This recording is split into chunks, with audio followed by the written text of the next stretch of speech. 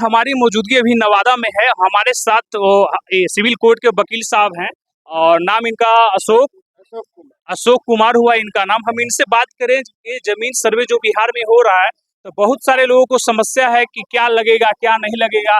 हमारा जमीन किसी और के नाम पे है, खतियान जो हमारा कोई और कब्जा किया खतियान मेरे पास है, तो उस जमीन का क्या होगा। तो सर पहला सवाल हमारा ये है, सिक्किमी जमीन क्या होता है, इसका सर्वे कैसे होगा, इसके लिए क्या कागजात देने होंगे, सिक्किमी का कौन सा पेपर होता है। सिक्किमी जमीन बटाईदार के नाम से जो जमीन कोई आदमी बाजार में है, उसका जमीन देहात में है और बटाई में लगा दिया है, तो उसका सर्वे बटाईदार के नाम पर तो नहीं होगा। जिसका जमीन है उसी के नाम पर उसका हक माने जो जमीन खरीदे हुए है उस किसी को कमाने खाने के लिए दे दिया है, इसका मतलब ये नहीं कि उसको हो जाना। तो सिक्किमी जमीन नहीं होता है, जिनके नाम पे उन्हीं के नाम पे रहना चाहिए। चलिए दूसरा सवाल हमारा है, जिस जमीन पर किसी ने अवैध कब्जा कर लिया और खतियान मेरे नाम पे दिखा रहा है, लेकिन जो कब्जा किया हुआ रसीद कटा रहा है, जो कब्जे किए हुए वह रसीद कटा रहा है, तो सर्वे में क्या होगा, किसके नाम से वह जमीन चढ़ेगा। जैसे कोई जमीन कब्जे किए हुए है और रसीद जो है वो कटा रहा है, खतियान मेरे नाम से है, सब कागज हमारा कंप्लीट है, अवैध कब्जा कोई किए हुए है तो उसका नहीं होना चाहिए। इनके नाम खतियान नाम से खतियान है, कागज है, उसको होना। चलिए तीसरा सवाल ये है, बंदोबस्त जमीन क्या होता है, उसके कौन कौन से कागज होते हैं, बंदोबस्त जमीन को सर्वे करने के लिए क्या देना पड़ेगा, कागज देने में बंदोबस्त जमीन हमारे नाम से हमारे नाम से हो जाएगा।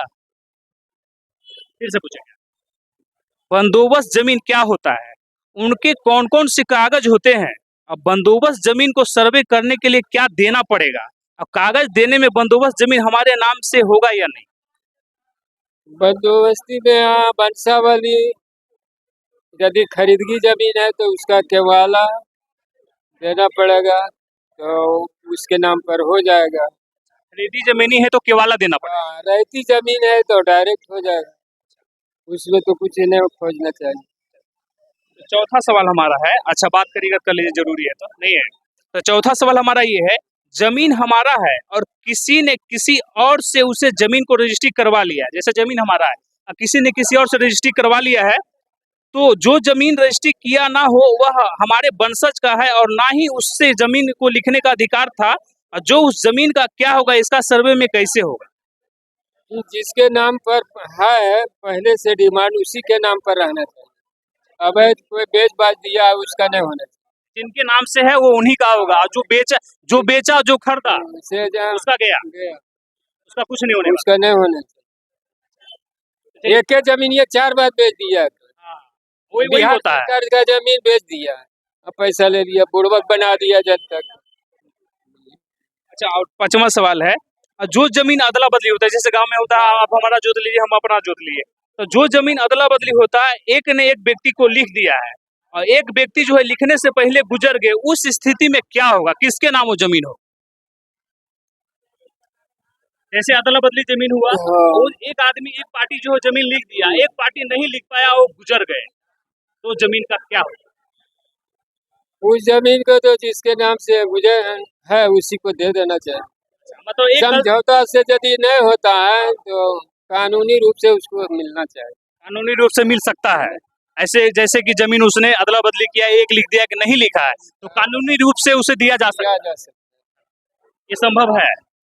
चलिए अब आपका छठा सवाल है, जमीन किसी और के खतियान पर दिखा रहा है, लेकिन कोई उस पर पिछले कई वर्षों से मकान बनाकर या जोत करके अपने अनाज उपजा रहा है, जमीन का कोई कागज नहीं है, तो सर्वे में क्या होगा।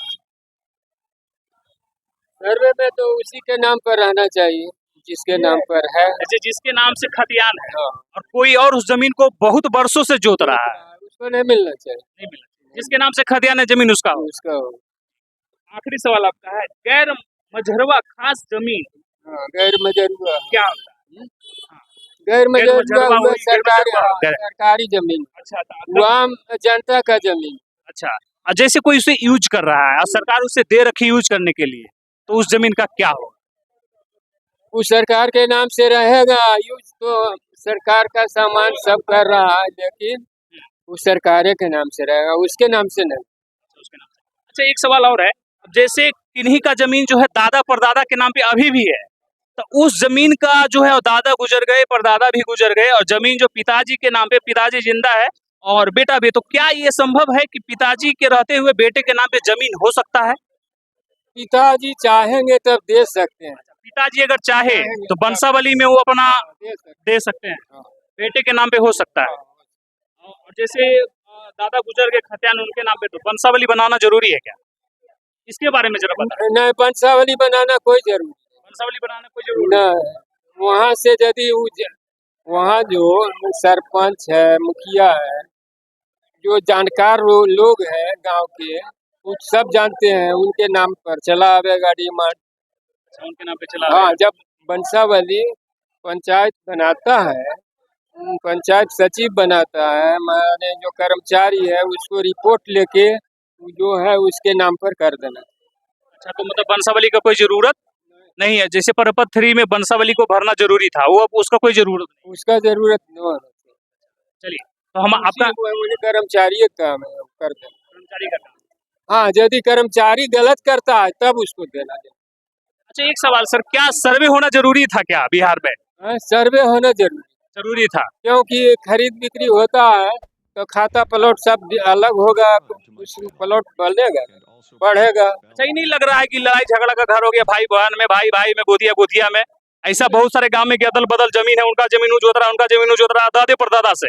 अभी जमीन सोना का भाव में बिक रहा है। अब जमीन वो अगर वो नहीं निकला उनका, नहीं तो झगड़ा का कारण है कि नहीं? ये हाँ, झगड़ा तो कारण है, झगड़ा कारण है। तो चलिए, देखिए, अभी नवादा में मौजूद है हमारे साथ, नाम आपको भूल जाता है सर। अशोक अशोक कुमार जी, जो सिविल कोर्ट के वकील हैं, उनसे आपकी राय सारे जनता को बता रहे हैं। तो आप लोग वीडियो में इनका पूरा वीडियो जरूर देखिएगा, हर चीज आपको इसमें देखने को मिलेगा, हर चीज का सवाल का जवाब जो है हम आपको यहाँ पर इनसे दिलवाए हैं।